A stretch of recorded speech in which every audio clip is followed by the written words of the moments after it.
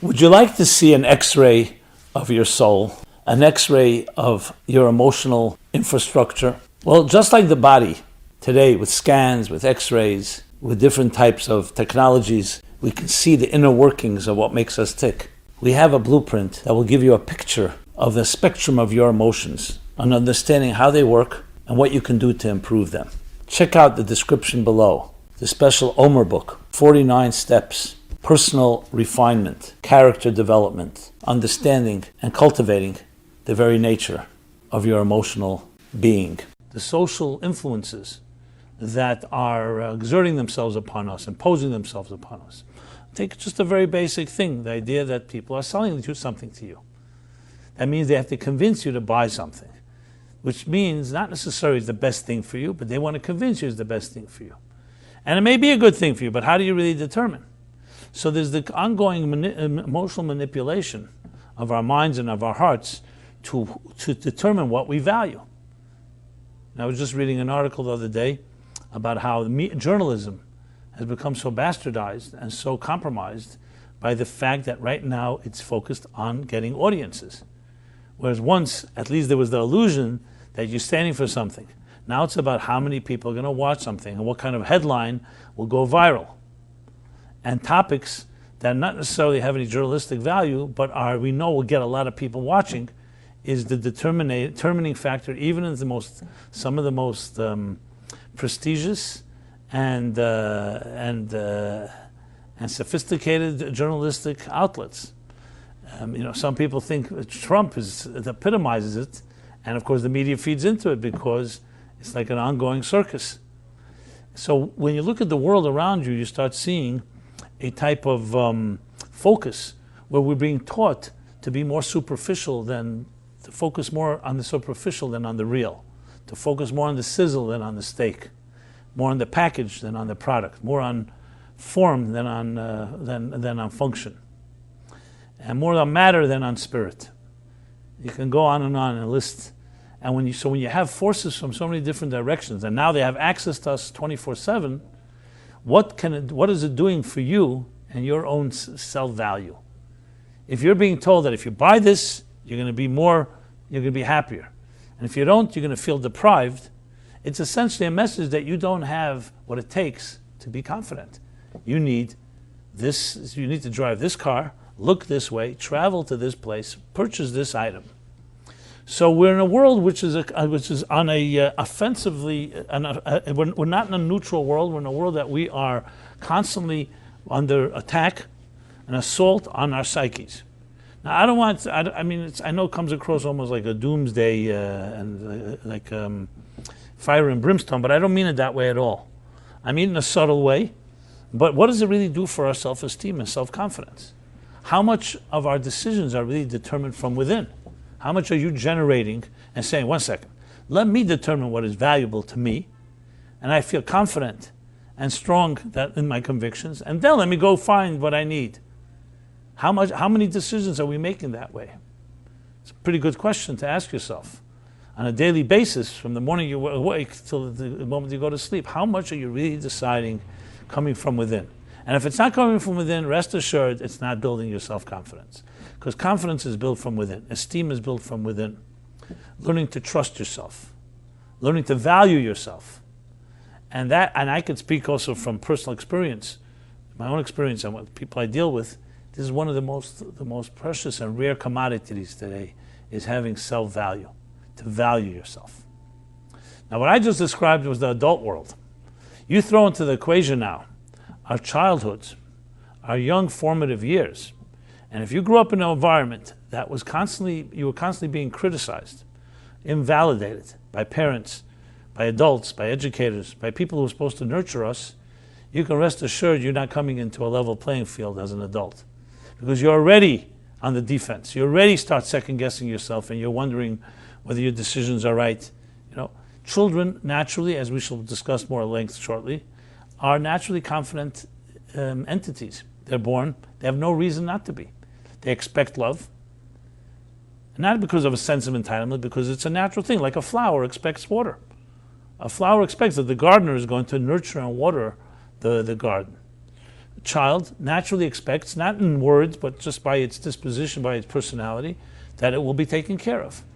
And that's the way it's meant to be. That's the way we are created. We are not self-sufficient when we're young. 9 months, we're in our mother's womb, we're completely nurtured and cared for. And then when we finally come out of our mother's womb, we still are in a state that needs a lot of nurturing, a lot of protection, a lot of caring and love to be able to cultivate that sense of confidence in ourselves. So in a healthy situation, a child grows up feeling that, feeling wanted, feeling validated, valued. When a parent says, I will spend time with you, not even saying the words, that the child senses, you care about me, I'm more important than other things. When a parent runs out of the house and gives the child less attention and it becomes consistent that way, there's a message there. It doesn't make a difference how many gifts you buy the child and how many videos and how many trips you may take them and how many candies and ice creams you give them. The bottom line, a child will know that you have other things that are more important. And children are very simple. When they get that message enough times, they begin to say to themselves, maybe I'm not that valuable. And it's not about an ego trip. It's about the garden, the flowers will begin to wither if they're not watered. Now, unfortunately, we live in a world where this is unfortunately more common than not, that most of us have been deprived to some extent. You know, I'm not going to say that everybody to the fullest extent. You know, in the most extreme way is obviously true abuse, true absenteeism, true invalidation in the full sense of the word, in the painful sense of the word. And that doesn't mean that the situation is hopeless, but it means it's an uphill battle. Because once a person is already, as a child, has developed a sense that I'm not really valuable, and I can't really trust my own feelings because I used to come home from school all enthusiastic, and my father who was drunk, or my mother who was neurotic, would criticize everything I did because of their own issues and their projections. As much as therapy you go through, there's that knee-jerk reaction, I'm doing something wrong. And I met people that even without anyone criticizing them, they immediately say, what did I say wrong? I'm sure you have situations sometimes you say something, you look at someone and say, okay, what did I do wrong now? Why would you assume you did something wrong? Reminds me more than once this happened. I've been sitting with someone in the private sessions, counseling, and I remember one particular case where I brought the person a cup of water, and I put it down, and as I lifted my hand, she flinched, and for no reason. It wasn't like, I said, why'd you flinch? She said, I thought you were going to smack me. So I said, why would I smack you? Did I indicate any hostility to you or anything? She says, no. But in my life, my childhood, when a hand was lifted, it was usually going to be a slap. And she's developed a knee-jerk reaction. Now, this may sound crazy, but we all do things like that. You begin to react. When something happens enough times to you, you will begin to build up a reaction, a reflexive reaction to whatever situation you're in. Now, if this happens consistently, remember, children, like all of us, are resilient and we can absorb and be flexible to many situations, but if it happens consistently, and it's like an assault on our consciousness, on our psyches, and our value, we slowly develop a sense that I'm guilty until proven innocent, when in truth you should be innocent until proven guilty. And by contrast, people who have been nurtured and have built that self-esteem, it doesn't mean that they won't have moments of doubt and they won't have moments of questioning themselves, but their status quo, their so-called equilibrium is one of a certain measure of confidence. So a lot of all this discussion has a lot to do tremendously with our own childhoods. And you can't avoid that issue. You talk about self-esteem, it's almost textbook. You have to, the first thing, almost look at what kind of childhood did you have. And not because we're looking to dig up a can of worms, or to look for trouble. It's simply because you have to understand what has shaped you. And then you can intervene and do something about that. So essentially, to sum up what I've said so far, is based on the principle that half the problem, the awareness is half the cure of a problem. Before you deal with solutions, you must have awareness of the situation. Basically what we call a diagnosis, an evaluation. Just like it is on the physical sense, you come into, let's say, a person is bleeding, God forbid, they come into a hospital, emergency room, or something else. The first thing that we need to figure out what's going on. Where's the bleeding coming from? You have to stop the bleeding. You have to first evaluate before you intervene. And anyone without the training says, you know what, oh, maybe this. That would be very dangerous. You can create more problems if you start guessing. So the first thing is awareness, diagnosis. So the same thing here in self-esteem issues, first thing is awareness. What are the factors that are contributing right now, presently? It could very well be our childhood. Okay, that's one. We'll go through the usual suspects, so to speak. Number two, it could be the oppressive environment of your social state, meaning right now, presently, you may be working for an oppressive boss. You may have very unpleasant employees. You may have people that you're dealing with, family members or others that are toxic. I mean, I'm just using extreme examples. I don't mean to, I'm just trying to make the point.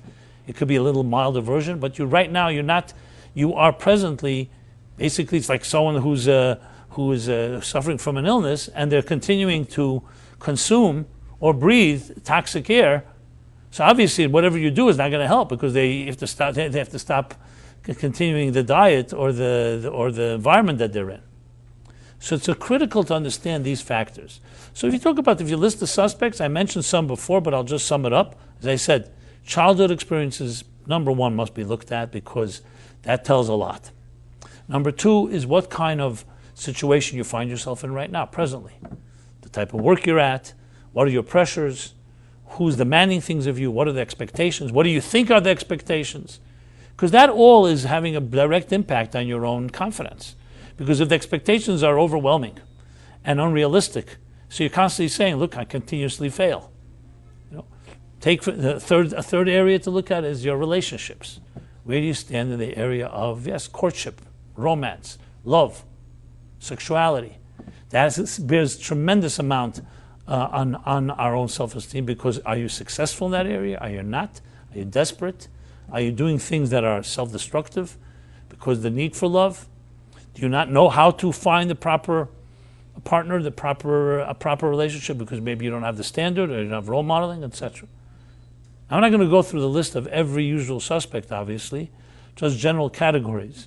But there's no way to deal with self-esteem and self-confidence issues if you don't look at these things because they're actively having impact in your life right now. So it's just to sit here and I'll give a talk about what self-esteem is on a theoretical level without addressing what factors are shaping you as we speak. Is like I said earlier, it's like someone trying to detox from one end, so they have like a detox tubes pulling out the toxins. On the other end, you're feeding yourself toxins. So what are we going to gain? There's expression in the Talmud that says, Tovel v'sheretz biyodei. It means somebody's going into a mikveh. A mikveh is a ritual bath to purify themselves, but they're carrying a toxic thing in their hand, and they don't even realize it.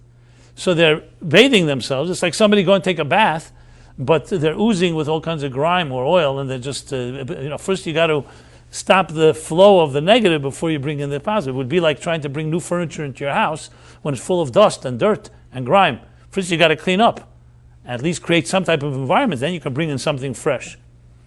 Which of course, even though this sounds almost like, it's almost absurd, but very often, I'm sure you'll find this. We all do these absurd things. That's what the human condition, there's a measure of absurdity to it, where people say, I don't know, I keep trying new things and it's not working. And they don't realize that they're still maintaining old habits while they're trying new things. Like the line that I always, I don't know who coined it, I think I coined it, but it's some combination of different things I heard over the years.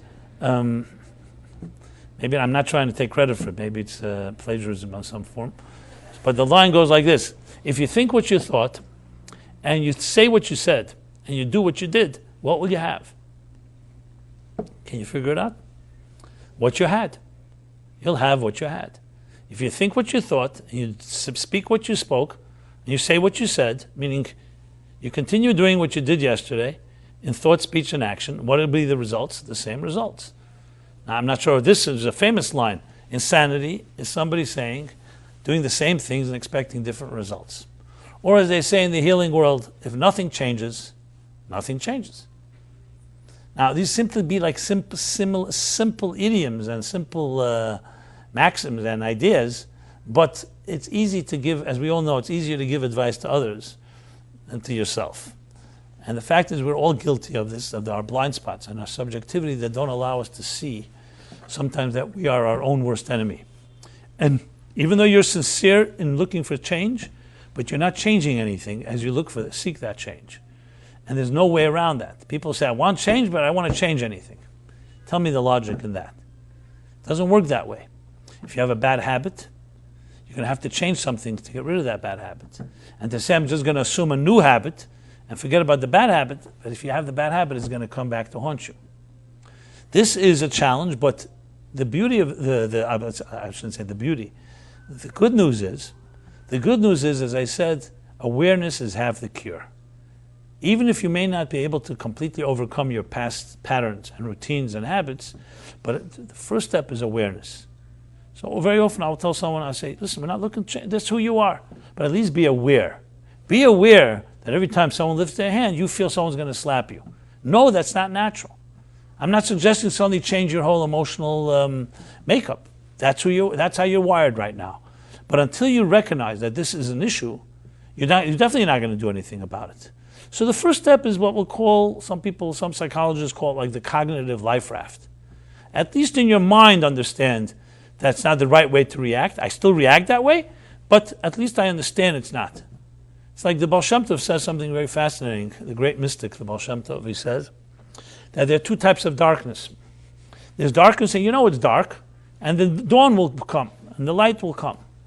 But then there's a darkness that's so dark that it conceals that it's dark. He calls it double darkness. In the verse in the Bible it says, haster aster, a double cover. It covers the fact that there is something to cover. And then you can convince yourself night is day, ugly is beauty, something negative is positive. That's when there's the real distortions, because you don't even know that you don't know. So the first step is saying, 1 second, to convince yourself, for example, that you're experienced in the area you're not experienced is a perfect example. But then you come to an awareness and say, 1 second, you know something? I'm not experienced in this area. There's nothing wrong with that. Maybe I need help. Maybe I need to go to a professional. That awareness is the first step to all growth. No one's asking you to become perfect. But very often people with low self-esteem, low self-confidence have to develop an illusion that I can do it. A person with self-confidence is the first person that's going to admit, I can do it. I know it sounds paradoxical, but that's exactly the point, because a confident person knows what they're good at, and they're very clear about it, and they're very clear that here's some things I'm not. So I hire someone or I consult with someone that has a clear view on the matter. A person with low self-confidence, you'll find, often does not go for advice because they feel they have to compensate. To go back to the childhood experiences, when your father or mother or any adult continuously berated you and criticized you and said to you, what's the matter with you? What do you start doing? You stop going for help. You start putting on a show to prove to your father you don't need anybody. I can do it. And it's really a fabrication. It's a fabricated sense of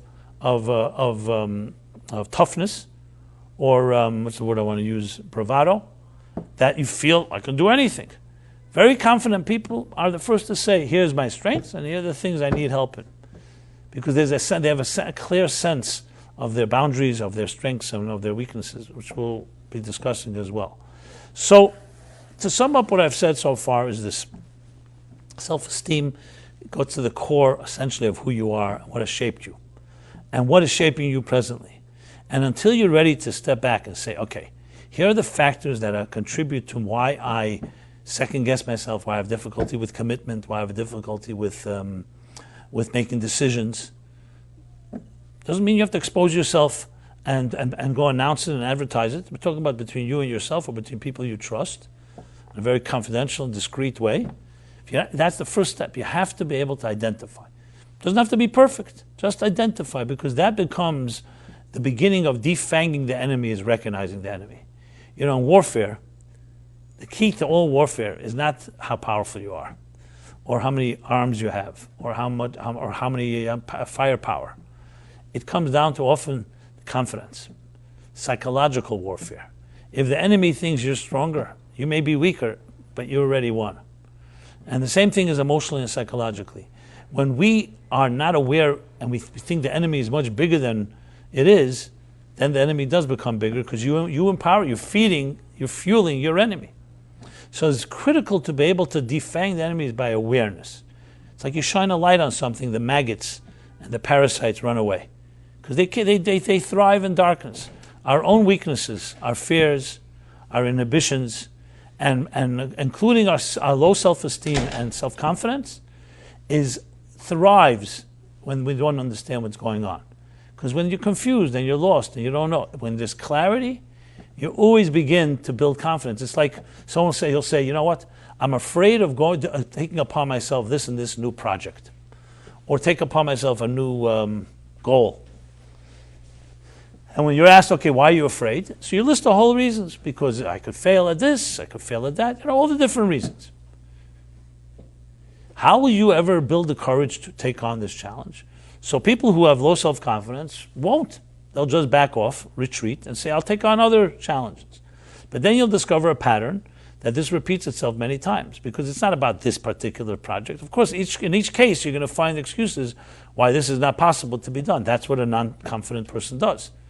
A confident person looks at it, analyzes it. Doesn't say necessarily it's easy, it's difficult, but I've analyzed the measure of its difficulty. Here are the challenges, and now I'm going to figure out how to get around them.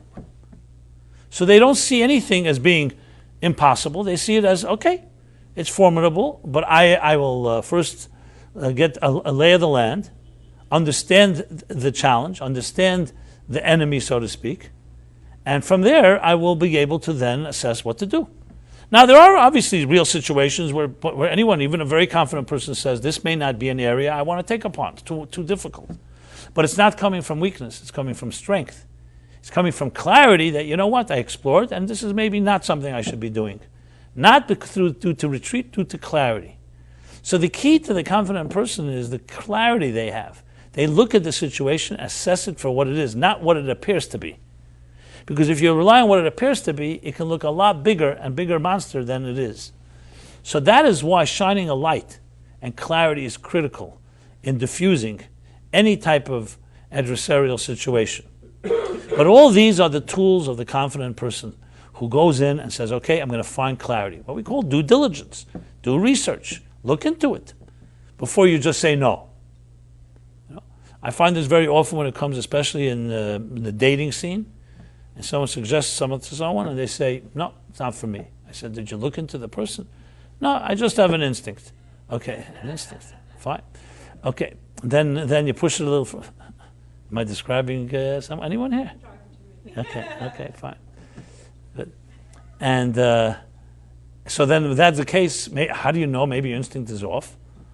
What is it based on? Maybe it's just your fear of not succeeding. Maybe you've been hurt enough times, you're not looking to be hurt. There's nothing wrong with saying that. But to say that requires courage. That alone requires confidence, to say I don't have confidence. A non-confident person usually will not say that. They will not say it. A confident person will say very clearly, this is waters.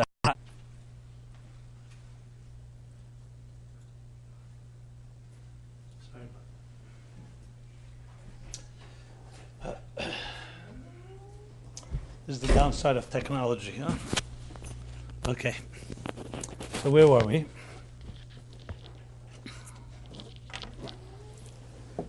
So the first step, I was talking about the dating scene and person instincts and so on, is to be honest with yourself and looking at the factors and the forces that are shaping and defining how we make decisions. And though it takes work, and I will discuss that shortly, but you really want to get to a point once you identify what you can do to counter that. So let's get to the bull by the horns. Let us indeed say that someone grew up in a home and environment. In their formative years, they were invalidated, one way or another. Sometimes it can be quite extreme. Children of divorce suffer from this because often they blame themselves. That's what children do. And they feel something the matter with them. They feel they're the cause. Parents often don't help by subtly suggesting and blaming and so on and projecting.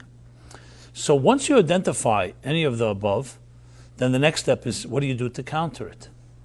The answer is you need to have a very heavy dose of validation to counter the invalidation. But here's the challenge. People who have been invalidated, in a way, become their own worst enemy.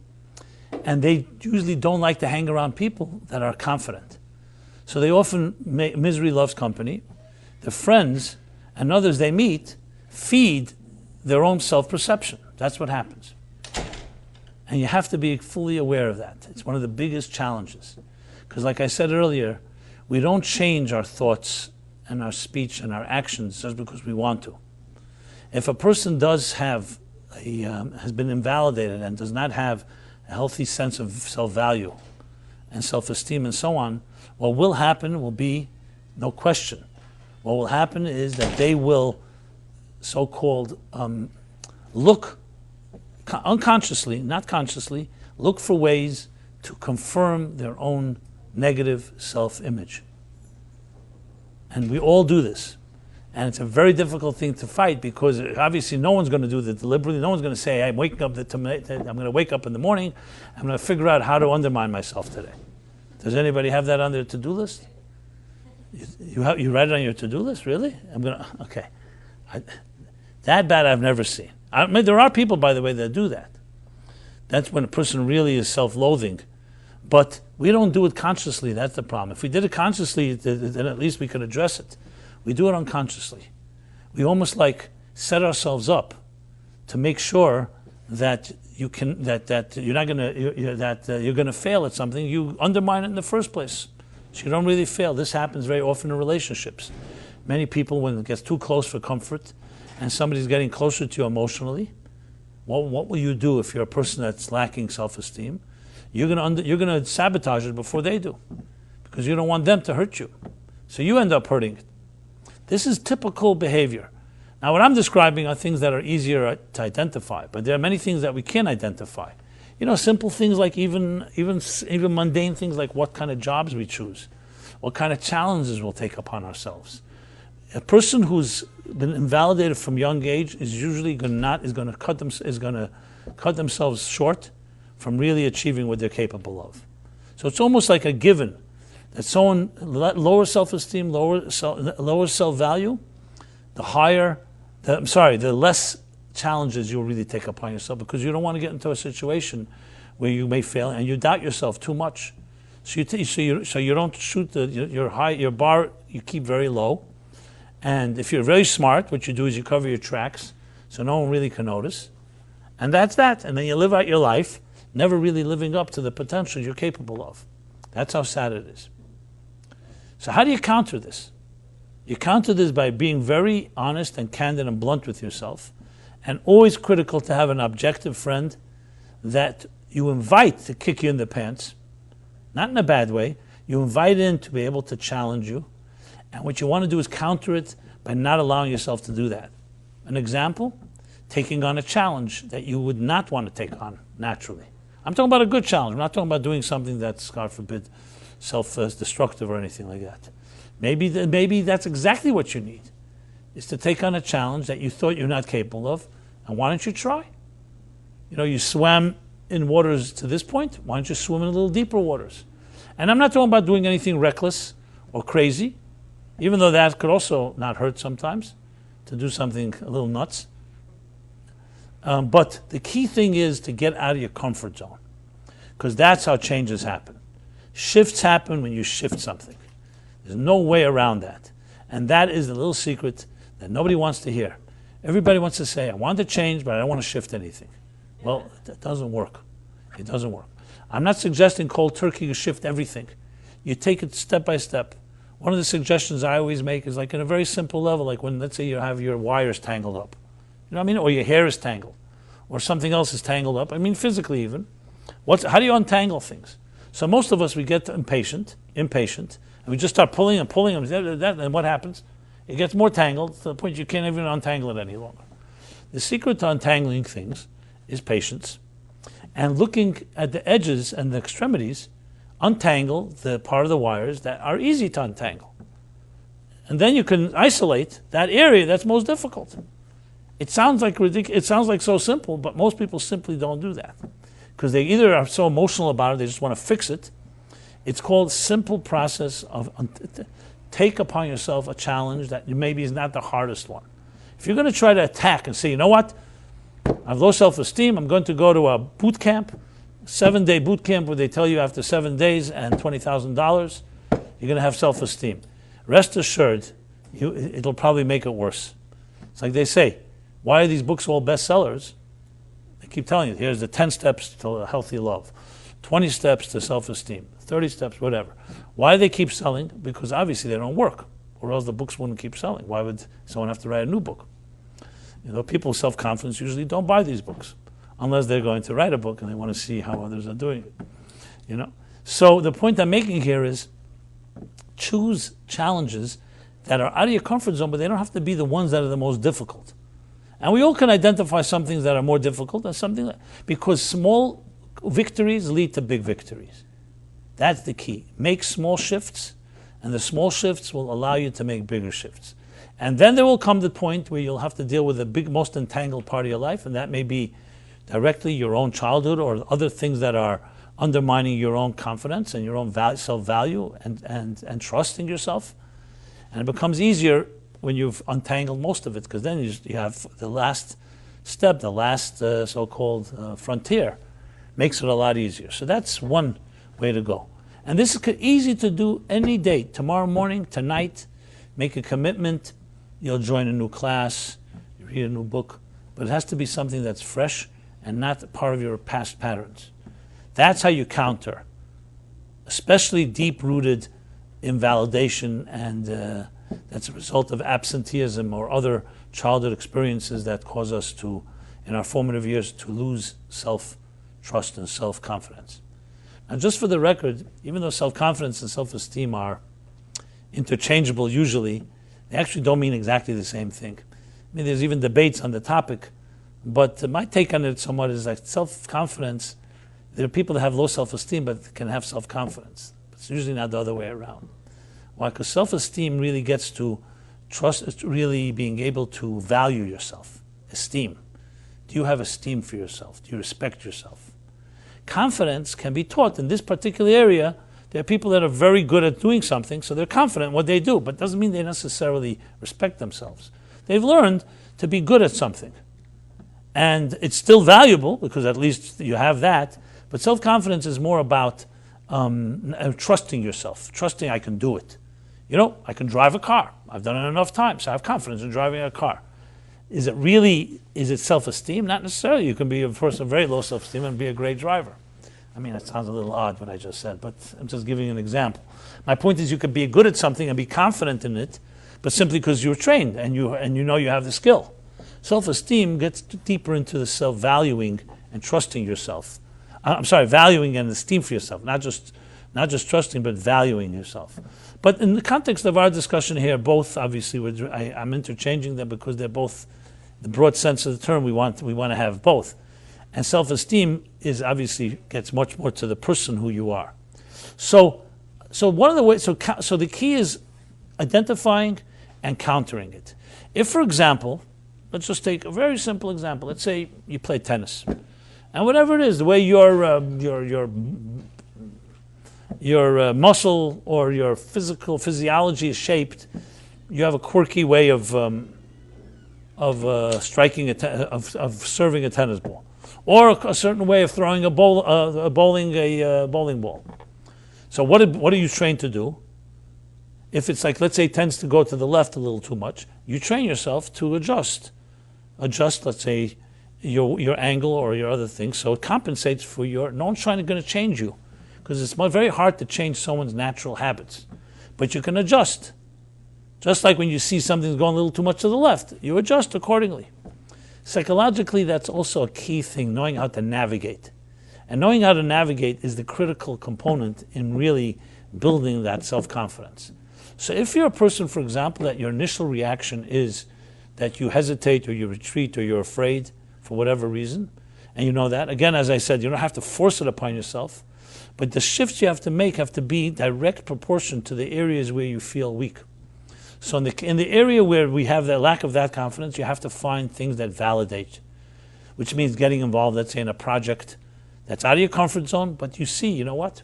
I'm working with people that are competent. I'm learning from them. It's like incubating. You hang around with people that are better than you in something, and you learn from them. Now, a truly low self-confident person will say, I don't want to hang around successful people because it makes me feel like a failure. They'll laugh at me. It'll be glaring, because I'd rather hang around losers. That way it doesn't stand out. Again, nobody makes any bumper stickers or business cards that announce, I'm a loser and I like to hang around losers. But subtly, we make these little decisions. You go to the places that you're more comfortable. Whereas when you're countering lack of self-confidence, what you want to really do is go into areas that you're not so comfortable, but hang around people that are confident in what they do. And assist them, help them.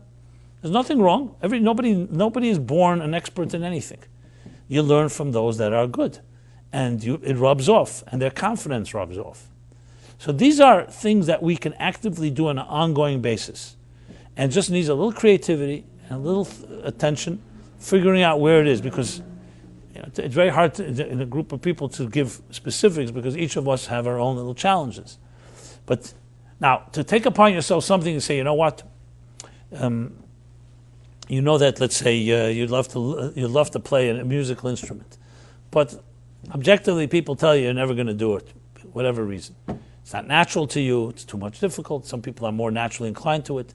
So you have to choose your battles too. Sometimes to set your mind to something that's completely unrealistic is not a sign of failure, but that you're unable to do it. It's just a sign of clarity, of awareness, where you should take upon yourself.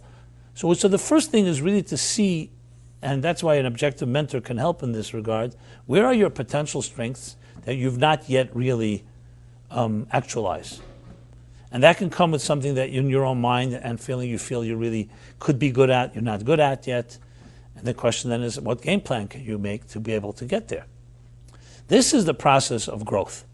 And it's not about achieving perfection, and it's not about suddenly becoming the super confident person from the non-confident. It's about building, it's like muscle conditioning. Nothing's done overnight. You build.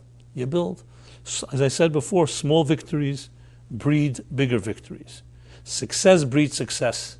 Small untangling things leads to bigger untangling things. It's the rule of the game.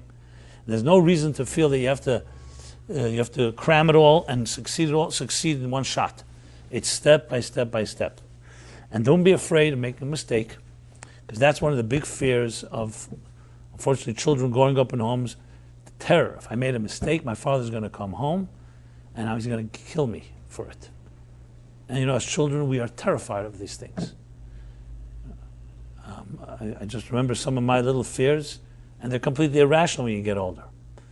And this is, thank God it was only a one-time thing, but I remember it. I remember I was in summer camp, and let's put it this way, I was somewhat of a troublemaker. Not the worst type, but disruptive force, as they say today. And I don't even remember what I did, but one of the other counselors came over to me and says to me, because of what you did, you're going to have to come to dinner tonight in your pajamas. That's what he said.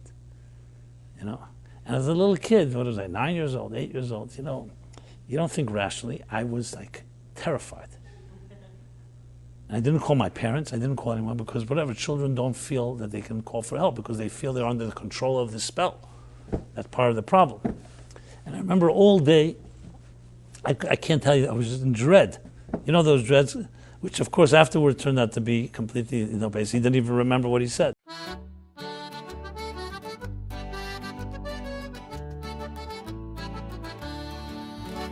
Scattamo stanotti, viri come balla, sutta e fanali chi si scidica. Ballamo stanotti, salta come un'anna, chi pettini di luna in sciolla. Gira musica, gira e non si ferma, come una galla do vento aita. Attira con narina, tamburello e abbacia come sua figliola. Scattamo stanotti, viri come balla, sutta e fanali chi si scidica. Ballamo stanotti, salta come un'anna, chi pettini di luna in sciolla.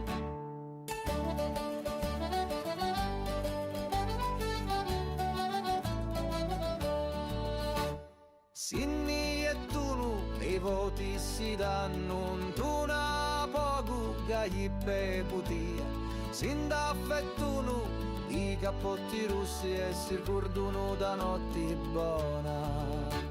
Scattamo stanotte, vini come balla, su te fanali chi si scidica. Ballamo stanotte, salta come un'anna, chi pettini di luna in sciolla.